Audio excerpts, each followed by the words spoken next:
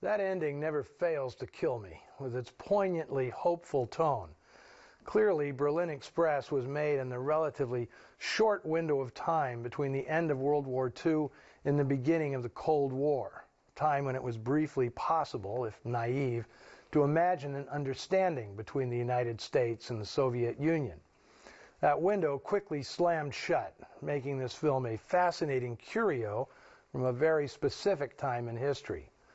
Berlin Express is an American contribution to a subgenre of post-war movies now known as Trümmer film, or rubble films, in which the ruins of post-war Germany, and in some cases Italy and Japan, provide a thematic and physical backdrop for the stories.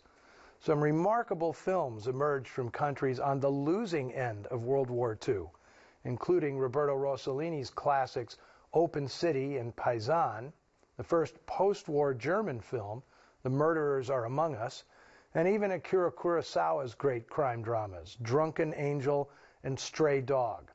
These films all explored the war's aftermath from the perspective of the vanquished, with characters trapped in lives of poverty, destitution, and disgrace. German Trümmer films, however, notably avoided any mention of Nazi extermination camps.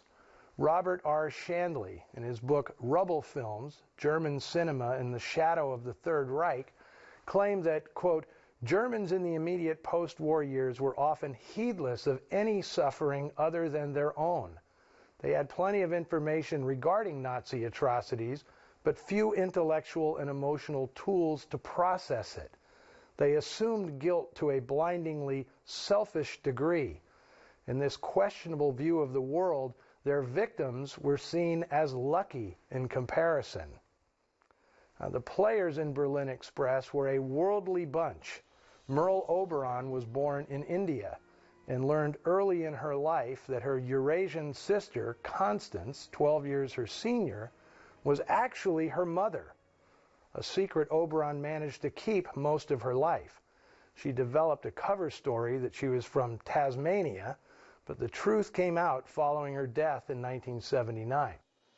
Charles Corvin, the villain in today's film, was born in Hungary, and this was the third of 3 consecutive films in which he co-starred with Merle Oberon.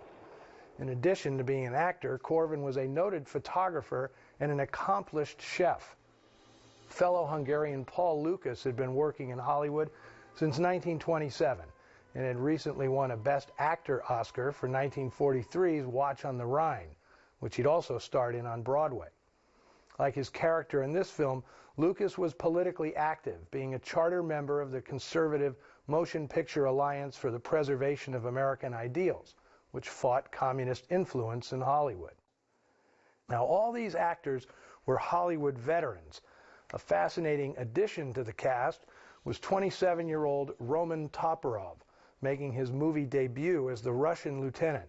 Toporov was from Poland and was working as an actor there when the Nazis invaded. He fled to Romania and became an officer in the Free Polish Army, fighting through North Africa and Italy. He ended up in America after the war, but was about to be deported when RKO got an act of Congress passed that allowed Toporov to return to Europe under U.S. protection, specifically to act in this film. He'd only make 2 more, The Red Danube and Kim, both for MGM. Producer Burt Granit had just 2 more features up his sleeve. The Torch, from 1950, was set in revolutionary Mexico and made with a completely Mexican cast, save for star Paulette Goddard. His last feature was The Marrying Kind, a terrific Judy Holliday comedy directed by George Cukor. But Granit's biggest contribution to American culture was yet to come. As a producer for Desilu Productions, Granit battled to bring more challenging, dramatic products to TV. To that end, he bought and produced for the Westinghouse Desilu Playhouse a teleplay called The Time Element by a young writer named Rod Serling. Granit thought so highly of it, he lobbied CBS to buy a show Serling had been pitching around with no luck, The Twilight Zone.